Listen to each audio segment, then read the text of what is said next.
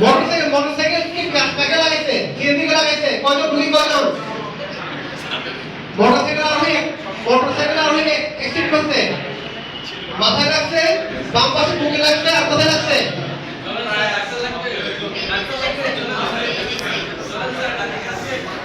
এরো হয়ে ছেড়ে দাও, বলেন এরো হয়ে ছেড়ে দাও, আস্তে আস্তে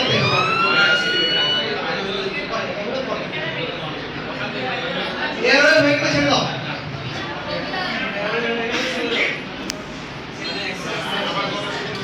কিসে অ্যাক্সিডেন্ট? একজন রোগী, অ্যাম্বুলেন্স পাঠাবো? পাঠাতে হবে, আমরা পাঠিয়ে দিচ্ছেন। এই আসো, রোগী আসতেছে, অ্যাক্সিডেন্ট হচ্ছে, অ্যাম্বুলেন্স। আমরা প্রি হসপিটাল কাজ শুরু করে যাবো, আমরা প্রি হসপিটাল কাজ শুরু করে যাবো। আমরা দিকে চলে আসছে, আমি প্রি হসপিটাল কাজ করতে, ওর প্রি হসপিটাল কাজের সময় ডিজাইন করে আমরা প্রি হসপিটাল কাজ করি। আমি কিছু থাকো, ব্লাড গ্রুপিং কমপ্লিট করা লাগবে। অর্থোপেডিক সার্জন সমস্ত খবর দাও, যদি প্রয়োজন অর্থোপেডিক সার্জন লাগবে। পেশেন্টের চেস্ট ইনজুরি আছে, চেস্ট দাও লাগতে পারে। তোমার জেনারেল সার্জনের খবর দাও।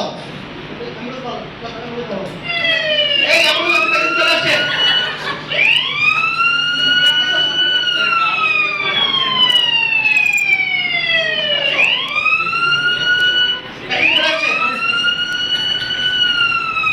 ওরা আসে আমাদেরকে হিস্ট্রি দিবে।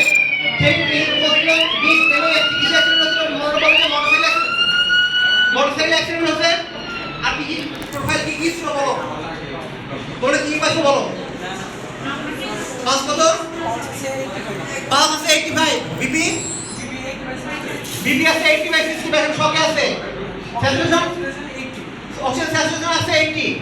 আমরা আগে পেশেন্টের হেলমেট খুলবো, আমরা হেলমেট খুলবো। একসাথে করতে গেলে সবগুলো একসাথে করা যাবে। আমরা এখানে যেহেতু তোমাদের ইন্টারনাল লেভেলে স্টেপ বাই স্টেপ দেখতে আছি, আমরা প্রথমে আমরা পেশেন্টের হেলমেট খুলবো। হেলমেট ছাড়ার জন্য আমি কি করতেছি, তোমরা সার্ভাইকাল স্পাইন এয়ারওয়ে ওই টেবিলে যাওয়ার সাথে আমার সামনে চলে আসো। আমি হাত দিয়ে স্টেবল করলাম, হলো আস্তে আস্তে। হ্যাঁ দেখো, অক্সিপোডার নোজ ওই হলে সরে ফেলো আস্তে আস্তে। কিছু আপনি দাও, আপনি ধরো আস্তে আস্তে, না পেতে পারে। গুড। এই হেড ইনলাইন স্টেবিলাইজেশন ধরে রাখো। Head inline. এই are you okay? Are you hear me? আমার কথা শোনা যাচ্ছে? চোখ খোলো। পেইনফুল রেসপন্স দিলে সে চোখ খুলতেছে, পেইনফুল স্টিমুলাস থেরাপি চোখ খুলতেছে না। আমরা সাকার দাও, এয়ার দাও। আমরা সাকার দাও, এয়ার দাও। যদি আমরা জিসিএস খুব বেশি কম থাকে এই ভাগে, তাহলে আমরা অ্যানাস্থেসিয়া বলবো যে আমাদের ডেফিনিটলি এয়ার দিতে হবে। এই ভাগে আমরা আপাতত সাকার দিয়ে ওরাল ক্যাভিটি জজ থ্রাস্ট, আগে আমরা চিনলিটের কথা বলছিলাম যে পেশেন্টের চিনলিট করবো, আর পেশেন্টের জজ থ্রাস্ট করবো। জজ থ্রাস্ট করে রাখবো। পরে আমরা সাকার দিলাম, সাকার দেওয়ার পরে আমরা এয়ার টিউব দেবো। এয়ার টিউবের মাপ দেখে নেবো যে সব এত ছোটো সব মাইক্রোসাইজ দিচ্ছি এবং প্যাগাপোনো দিয়ে এটা আমরা দিয়ে পাত্র দিয়ে আমরা দিয়ে দিলাম। অক্সিজেন দাও, আমরা 10 থেকে 15 লিটার অক্সিজেন দেবো। আমার এটাকে আমি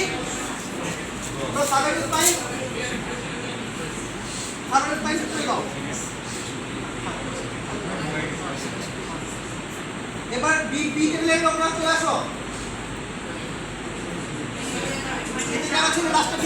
চলে আসো। আমার মোটামুটি এয়ারওয়ে প্রোটেকশন করে দিচ্ছি। এখন আবার এয়ারওয়ে দেওয়ার পরে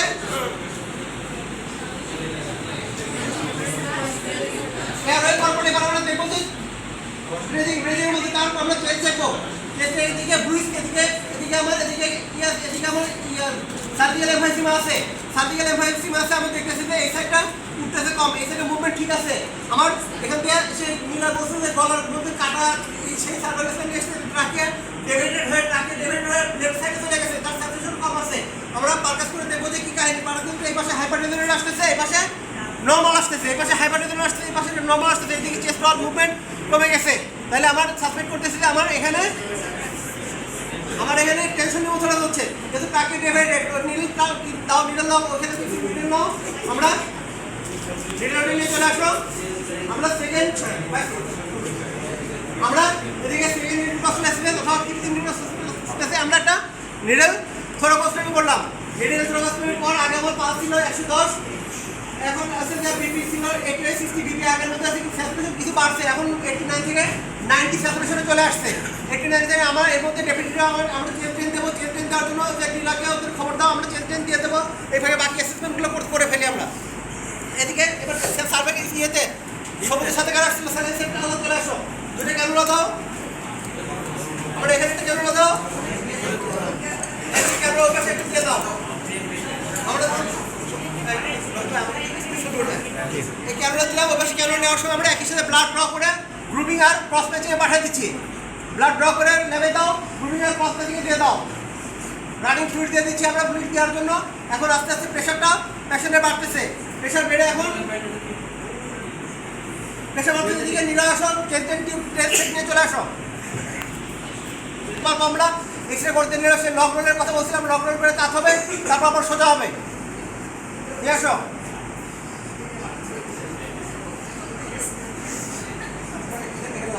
আমরা তাহলে এদিকে চেন দিয়ে দিলাম। আমরা যখন এবার দেখছি যে আমরা যেহেতু ইনিশিয়াল করতেছি, সেহেতু আমরা আলাদা আলাদাভাবে প্রত্যেকটা আলাদা আলাদাভাবে করতেছি, একটার মধ্যে আটটা যাচ্ছে না। কিন্তু আমরা প্র্যাকটিক্যালি যখন এক্সপার্ট হয়ে যাবো তখন কনফিডেন্স সবগুলো একসাথে করবো। আমি যখন চেস্টে দেখছিলাম যে এখানে রুইজ আছে কিনা, সে একসাথে যখন চেস্ট দেখছি তখন আমি অ্যাবডোমেন সাইডে দিয়ে চলে গেছিলাম। কিন্তু আমরা যখন এখন আলাদা আলাদা করে যাচ্ছি, কিন্তু যখন করবো একবার অ্যাবডোমেনটাও একবারে তখনই দেখে যাবো যে সফট আছে কিনা, অ্যাবডোমেন যে সফট আছে কিনা, কোনো জায়গাতে রিজিডিটি আছে কিনা, কোনো হেমোপেরিটোনিয়ামের কোনো সাইন আছে কিনা, এটা দেখবো। এটা দেখার পর এবার সার্কুলেশন চলে গেছে, আমরা দুই সাইডে দুটো ক্যামেরা লাগাই দিয়েছি, আমরা ওয়াইডপুট ক্যামেরা লাগাইছি, ব্লাড গ্রুপিং ক্রস ম্যাচিং চলে গেছে। এদিকে ওর বলছিল যে পায়ে মাইনর ইনজুরি যদি এখানে থাকে, তাহলে পায়ে যদি এখানে সে ব্লিডিং হয়, বস দাও, বস দিয়ে আমরা রোল ব্যান্ডেজ দাও দিয়ে আমরা করি। এটা যদি স্পাউটিং যদি আর্জেন্ট ব্লিডিং না থাকে, তাহলে এখন জাস্ট একটা প্রেশার ব্যান্ডেজ দিয়ে আপাতত পেশেন্টকে স্টেবল করবো, পেশেন্টকে আপাতত স্টেবল করবো। চেস্ট যেহেতু হচ্ছে চেস্টের রোলটা দিয়ে দিচ্ছি আমরা, অ্যাবডোমেনটা পাস করে দেখবো, আল্ট্রাসাউন্ড করে দাও। আমরা এখন সার্ভাইকাল তার হেপাটোরেনাল পালস ফ্রি আছে, আমরা দেখলাম যে তার পেরিকার্ডিয়াল কোনো কালেকশন নাই, আমরা দেখলাম যে তার স্প্লিনিং এরিয়া ফ্রি আছে, আমরা দেখলাম তার পেলভিস এখানে কোনো কালেকশন নাই। আমরা এখানে লাংসে দেখলাম যে এখানে বাতাস আছে, এপাশে দেখা যাচ্ছে এয়ার দেখা বোঝা যাচ্ছে, আর এপাশে নর্মাল দেখা যাচ্ছে। তাহলে আমরা তো অলরেডি দিয়ে ফেলছি, চলে গেলো। এটা দেখার পরে আমরা মাঝখানে ভুল করে এবার সিরিয়ালে আসছি, আমরা বাইন্ডারটা দাও, আমরা পেলিসে বাইন্ডার দেবো, পেলি বাইন্ডারটা দাও।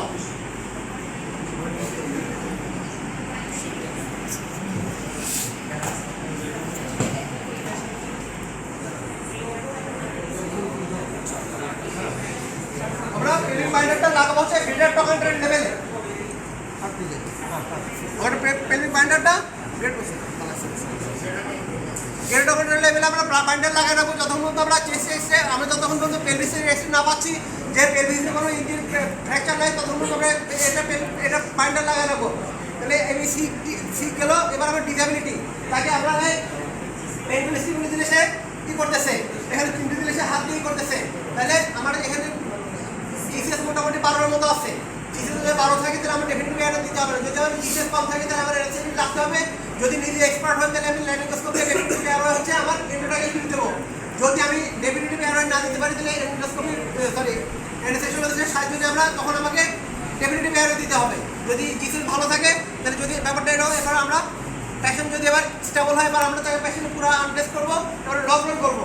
লক রোল করতে আমার 4 জন লাগবে, 4 জন ধরো, একজন হেড ইনলাইন ট্র্যাকশনে ধরো, তুমি পা ধরো, পা ওপাশ থেকে ওপাশ সাথে যাও, তুমি বডি ধরো, ওপাশ থেকে বডি এপাশে তুমি বডি আর এটা ধরবা, তুমি খালি head inline traction body bike আসো, তুমি এখানে ধরবা বডি, তাহলে একজন বডি এটা ধরলো, একজন পা আর এটা ধরলো, এগুলো লাগবে এই 3 জন। আর আমি পিছন থেকে তাকে সার্ভিস পাইন থেকে শুরু করে পুরোটা এখানে একদম করে দেখবো, কোনো জায়গায় স্টেপ আছে কিনা, কোনো জায়গায় পেনিট্রেটিং মুভ আছে কিনা, কোথাও আমার পেনিট্রেটিং মুভ আছে কিনা, কোথাও আমার স্টেপ বলে এবার যদি এখানে আছে কিনা এগুলো আমরা চেক দেবো। এগুলো চেক দিয়ে আমরা এগুলো কিছু নাই পেশেন্ট শুরু করে দেবো। এবার আমি ডিটা মেডিকেল একই ফাঁকে আমরা টপ লাইট দিয়ে থাকে, আমরা পিপিলের লাইট ট্রিটমেন্ট, দুপাশে পিপিলের লাইট ট্রিটমেন্ট দেখবো। আমরা পেশেন্টের ব্লাড গ্লুকোজের ওখানে ব্লাড গ্লুকোজে পাঠাচ্ছি, সেখানে এগুলো ব্লাড গ্লুকোজের করতে পাঠায়। আমরা যেটা এই পরে ইতে এক্সপোজার টু কন্ট্রোল এনভায়রনমেন্ট, দরকার হলে তার একটা সুন্দর করে আবার ঢেকে দেবো, একটা কম্বল দিয়ে দেবো, কম্বল দিয়ে ঢেকে দেবো। আমরা ফ্লুইডগুলো অন ফ্লুইড লাগাবো, স্মুথ আর ফ্লুইড যেন কম্বল বাড়ানো থাকে, সেটা আমরা সঙ্গে দিয়ে না যায়। ঠিক আছে, আমার মোটামুটি প্রাইমারি সার্ভিস শেষ হয়ে গেল। কিন্তু প্রাইমারি সার্ভিস শেষ হয়ে গেলে পেশেন্ট ভালো হয়ে গেলে এটা চিন্তা করার কোনো কারণে আবার রিপিটেডলি অ্যাসেস করতে হবে, কারণ সে আবার যে কোনো সময় খারাপ দিকে চলে যেতে পারে। তখন যে অবস্থা তখন আবার সেই এ থেকে আবার শুরু করতে হবে। তাহলে ঠিক আছে, ভুলভাল বলে বলে শুরু করে তুমি বই আর নেই, ওরা বুঝতে পারবে না। আচ্ছা, তাহলে এই হওয়ার পরে যখন আমার পেশেন্ট স্টেবল থাকলো, এবার আমার পালস বিক্রি কত আছে, আমি চেঞ্জ দিকে আমরা এগুলো করছি। এবার আমার এখন আমার যে আমার পালস বিক্রি চলে আসছে, বিপি 110/70 চলে আসছে, স্যাচুরেশন 96 আসছে, তাহলে পেশেন্ট স্টেবল আছে। পেশেন্ট যখন স্টেবল আছে, এবার আমি হেড টু টো এক্সামিনেশনে যাবো, ক্রস লাইট নিয়ে এবার, এবং বারে বারে সেই অ্যাসেসমেন্টগুলো বারে বারে করবো আমরা। আচ্ছা, এবার আমরা তাকে হেড টু টো এক্সামিনেশন করবো। আমরা দেখবো যে তার চোখের সেপিকুলার রাইট রিফ্লেক্স দেখবো, এর ব্যাকটেরিয়াল কোনো ইনজুরি আছে কিনা দেখবো।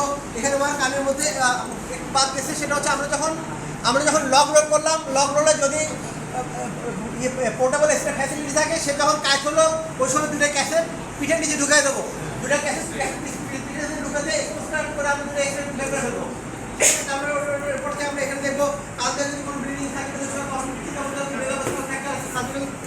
এদিকে আছে কিনা এই জিনিসগুলো দেখবো আমরা। এই সময় তার যে হাত পা পায়ে হাত সকল ফ্র্যাকচার আছে কিনা রিল্যাক্স করে আমরা এই জিনিসগুলো চেক দেবো। ঠিক আছে, যেহেতু আমার পেশেন্টের এখানে মাইনর ইনজুরি ছিল, দেখাতে সামান্য ব্লিডিং হচ্ছিল, ওটা বন্ধ হয়ে গেছে। আমার পেশেন্টের নিউমোথরাক্স ছিল, নিউমোথরাক্স অলরেডি নিলয় চেঞ্জ দিয়ে দিচ্ছে, নিউমোথরাক্স স্টেবল হয়েছে। আমার পেশেন্টের শকে ছিল, সে শকটা রিমুভ হয়েছে, তা আমার পেশেন্ট মোটামুটি ইনশাল্লাহ ওকে আছে, আলহামদুলিল্লাহ। এখন তাকে আমি অর্ডার পাঠা দেবো। এই তো নিলয়, বেশি প্যাস লাগাইনি তো। থ্যাংক ইউ সবাইকে। আমরা এখন অল্প সময়ের মধ্যে পরের সেশন শুরু করবো। হ্যাঁ, পরের সেশনে আমাদের